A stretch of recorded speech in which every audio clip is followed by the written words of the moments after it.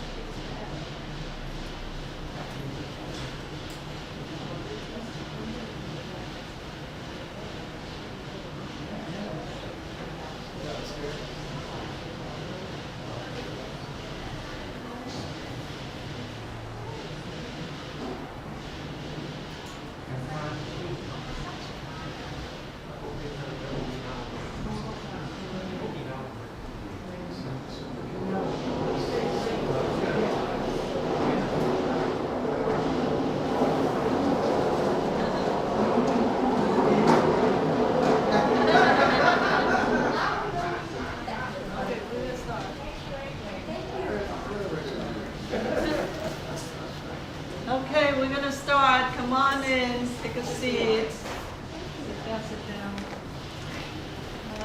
Hi. Okay. All right, welcome to Clarion's midday concert on Saturdays. And I'm really honored to have Francis Wong and his friends coming here and play for us today. So Francis, why don't you introduce your bandmates? Oh, sure. But Francis has been with us, Francis is an old friend. He played when we were downstairs in the basement, probably 20 years ago. Maybe a little more. Even more. Yeah. Probably. And it's just really wonderful to have his support of the Clarion. And so let's welcome Francis. Thank you, Clara.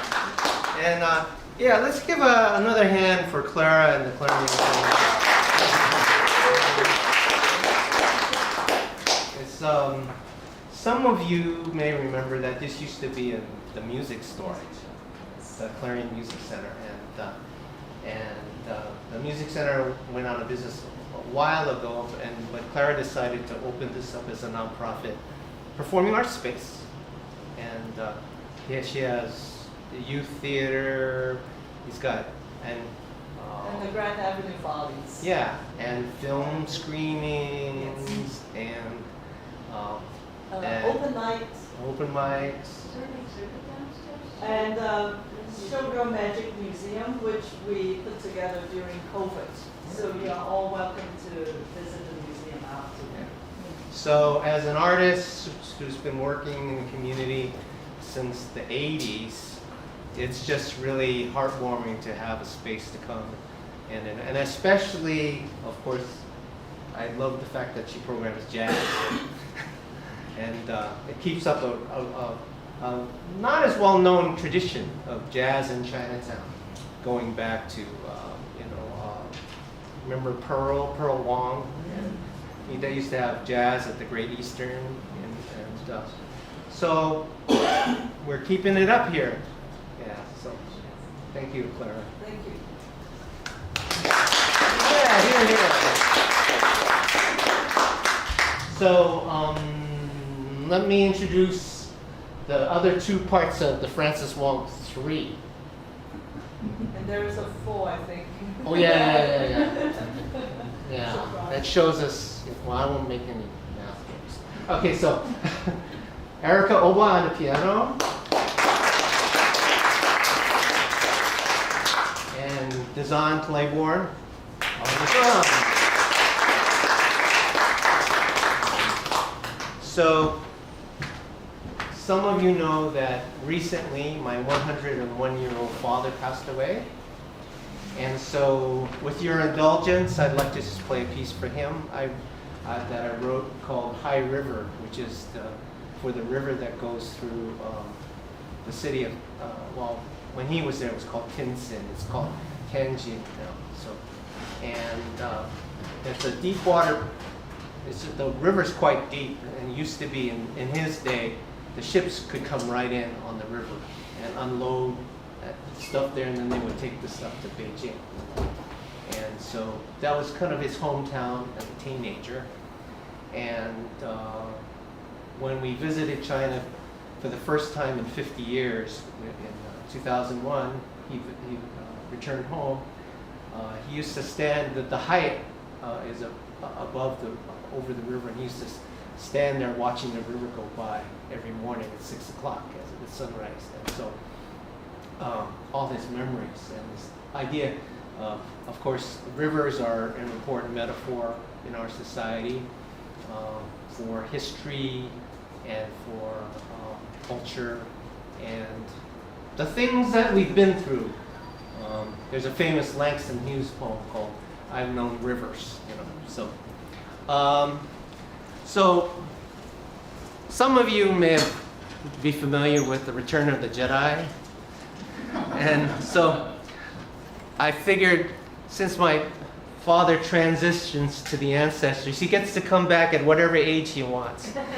So this is a 17-year-old George Wong. He was, it was a serious time because he was trying to get into the Air Force in 1938. He didn't make it into the Air Force, but he nevertheless joined the resistance movement in China to the Japanese invasion. This one was my father's favorite picture of himself because his father was a jockey. He not only trained the horse, breed the horses, he rode the horses, and he even took tickets to the racetrack. And some of, I think my family's entrepreneurialism comes from him. But he used to help my father train the horses, so every morning they would go out and ride. And so this is my grandfather, and then this is my father. And basically he's chasing my dad, my grandpa, and I'm chasing my dad.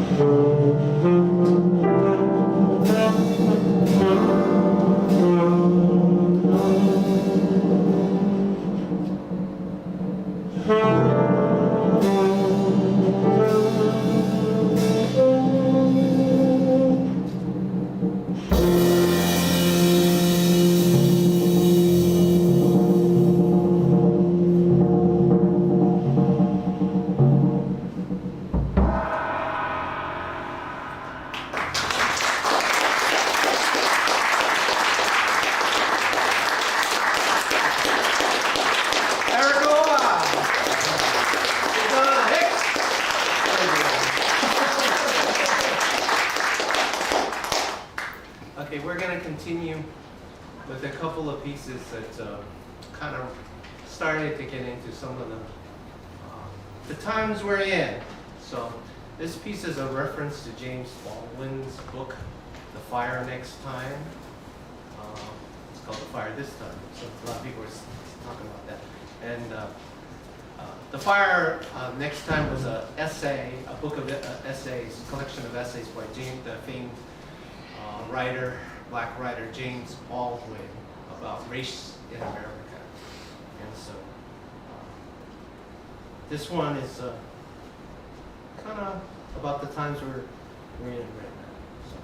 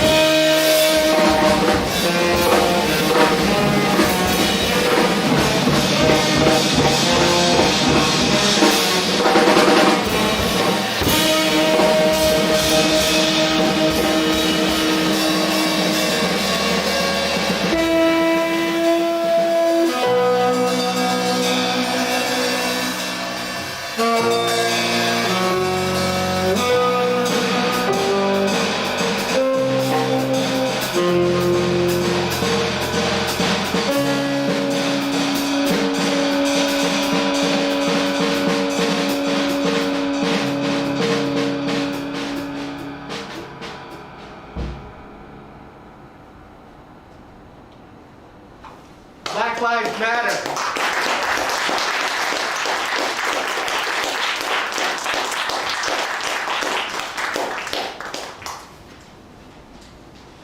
So, in that vein, we're going to return to one of my earliest compositions called Prayer for Melvin Truss, which is, Melvin Truss was a young black man who was killed by the San Jose police in 1985. And I was living there as well as my wife, and Joyce out here in the front row were involved in building unity in the city in support of the black community at that time to try to get justice. And so, anyway, it's worth continuing to play this song. And passing on, always happy, to have Erika carrying it on here. So, all right.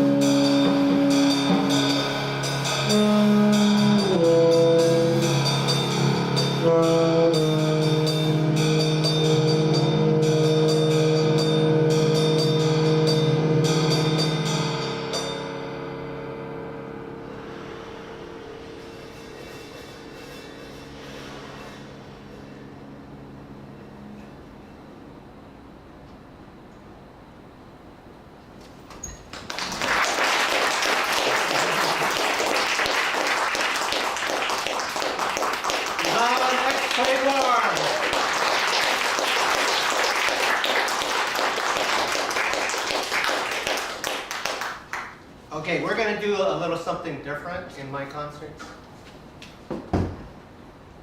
Usually I talk a little bit between the songs, but this is the first time I'm going to actually talk when the music's going to go on.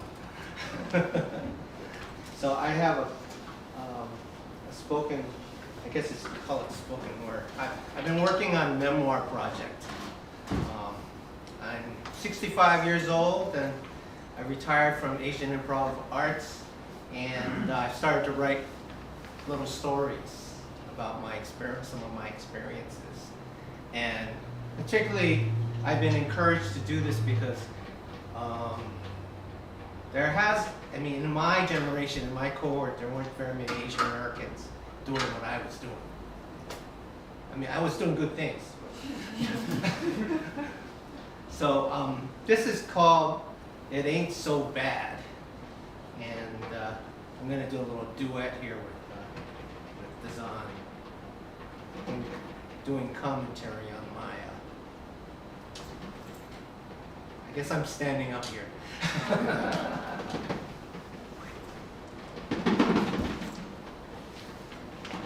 guess I should start with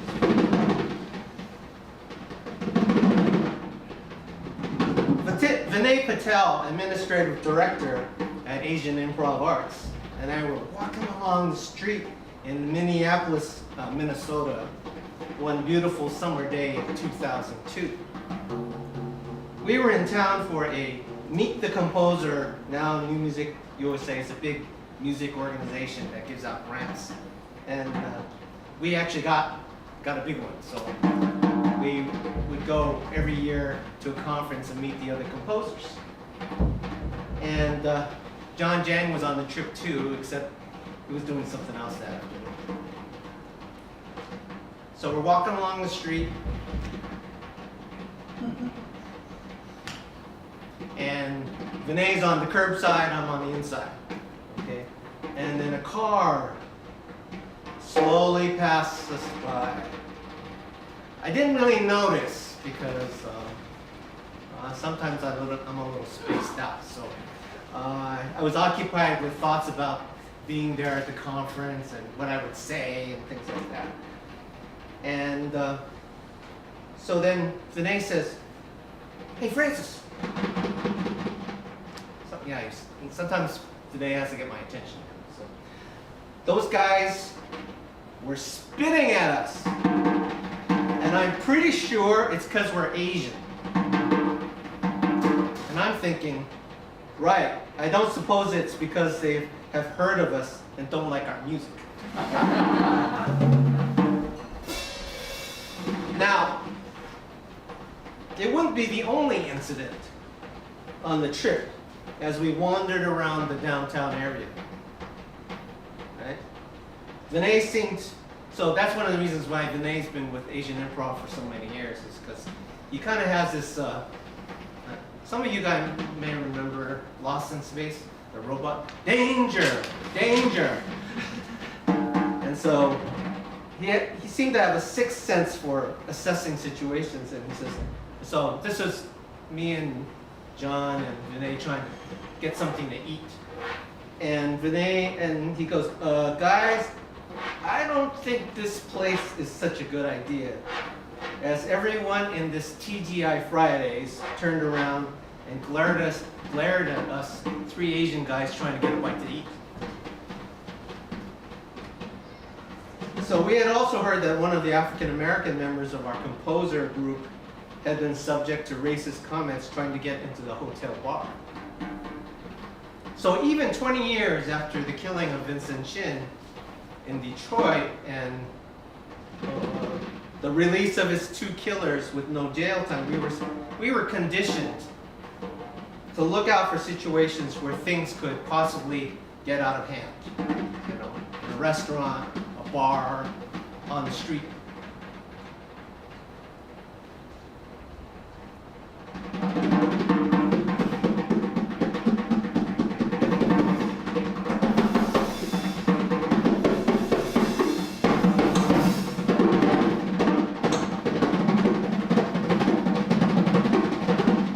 Around the same time, we're going to change the scene to Tijuana, Mexico.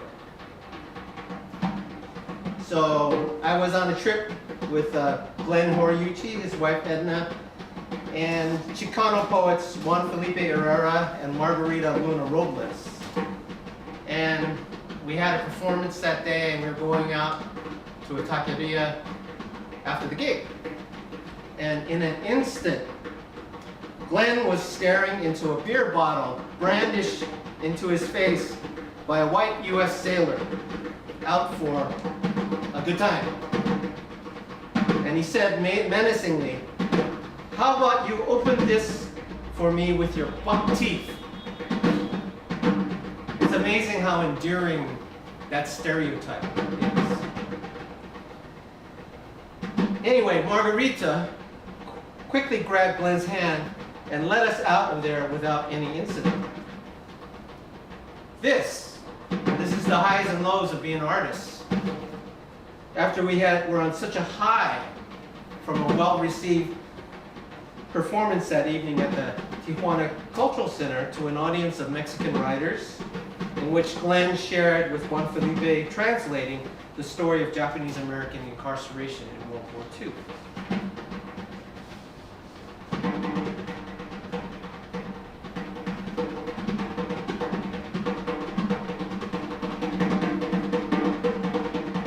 So, it seems that there's more to worry about being an Asian artist out in public than merely making a living.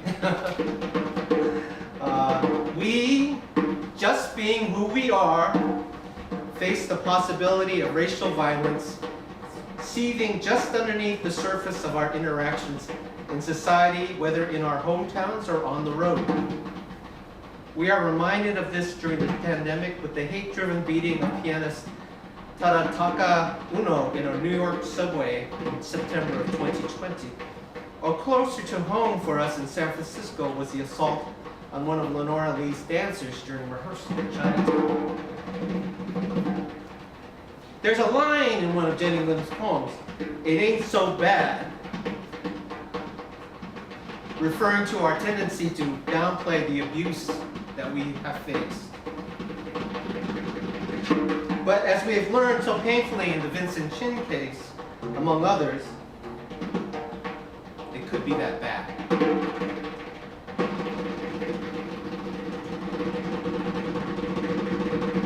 Hey, Deszon,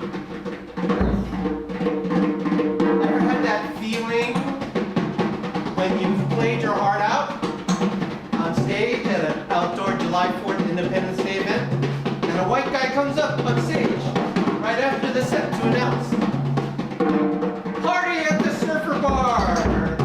If you're white, come on down!" And the audience, who's been listening to music, they start cheering for this guy. Have you ever had that feeling? You know, you're trying to get some fresh air after arriving in Berlin at 6 a.m. You know, and you go outside and then you say, "Oh, I better go back inside because I'm the only person of color now."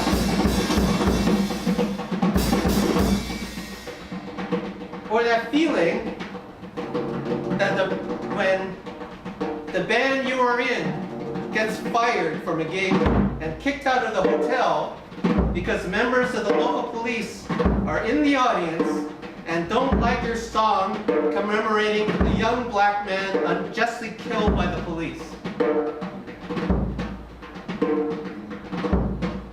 Or bringing up to today, that feeling when you're walking from the parking lot to your first live gig during the pandemic after hearing on the news that older Asian folks like me seem to be the target of anti-Asian violence.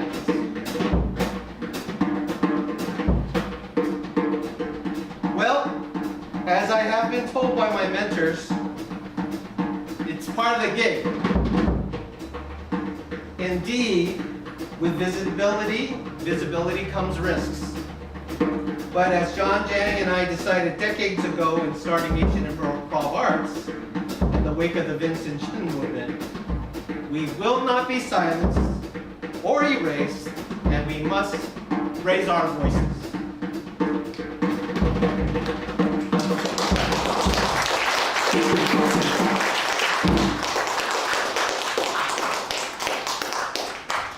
you very much. You're very kind.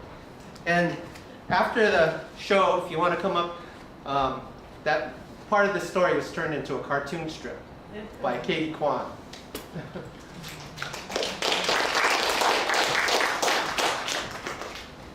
Okay. All right. We're getting short, so I'm going to cut goes. Okay. And so now we're going to feature Erika. I'm so pleased to be able to have Erika on the bill today. Yeah. And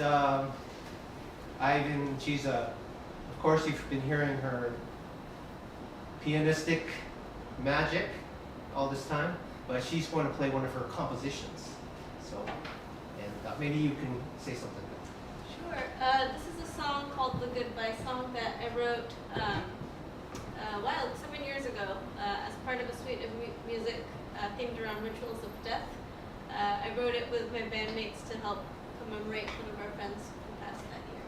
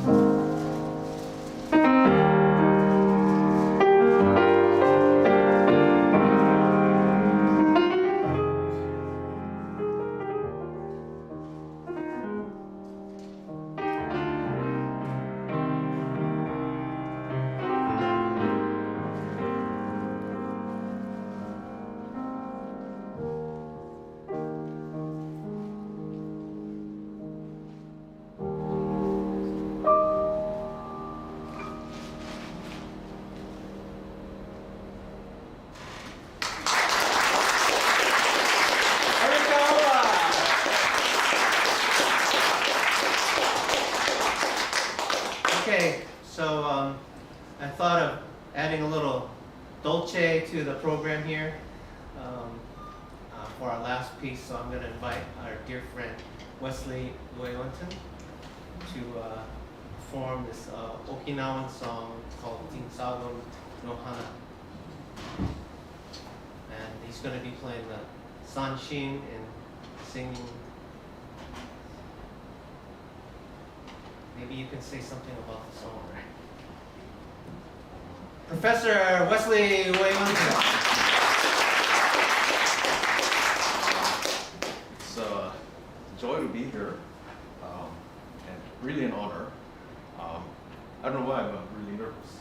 We've done this so many times, and I feel really nervous. And Let's laugh a little bit. Laugh a thank you, that helps. Because after being indoors for so long during the pandemic, finally in the company of real people. So this song that we're gonna do together is called Tinsagu no Hana. Tinsagu is the Tinsagu flower is in different parts of the world. They take the Tinsagu flower and they make little girls dye their fingernails, and it's kind of indelible. It's like a traditional indelible ink.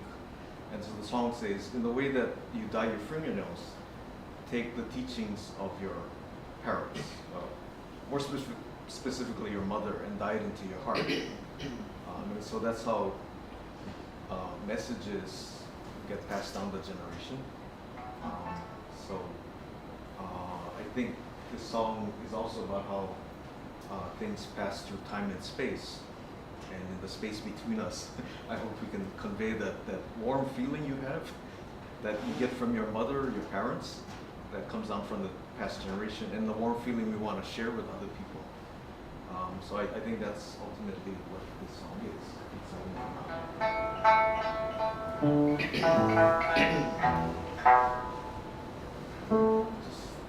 Like we usually do. Yeah, like we've never done it before. Yeah, yeah, we've never done it before. I mean, we do it, but we're never the same each time. So. Make sure it's two.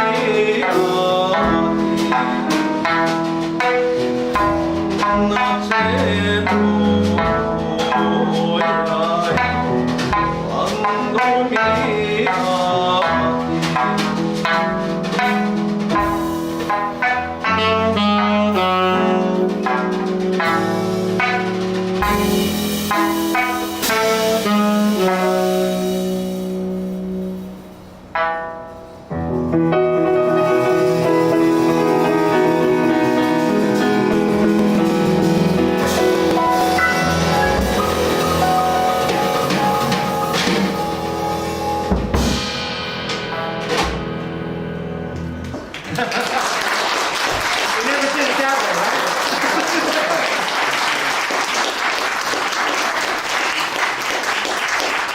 Wesley Ueunten. Erika Oba.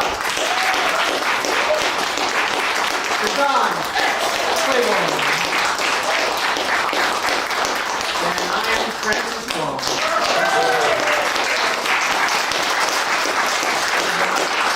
Another hand for Clara. Erika and Wesley, thank you so much for being here and on a wonderful concert. Thank you. Come back, do more. Yes, We have a book launch at 4 o'clock today. The poet Andrena Sawinski with her poetry book. And then next week we have Grant Levin and his jazz trio. And then we also have a film on Cecil Taylor next week. I'm Yes, excited at about 4 that. o'clock. So come back and before you go, you want to pick up one of these little cards because we have put out a new music video called Glamorous Rap. So you can do the QR code and then you can see a rap. We just had it premiere last weekend and we're very proud of it. Okay, so thank you so much for coming.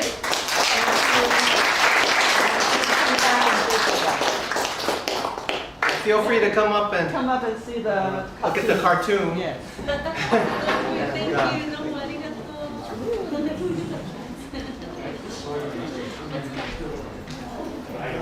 Good to see you, man.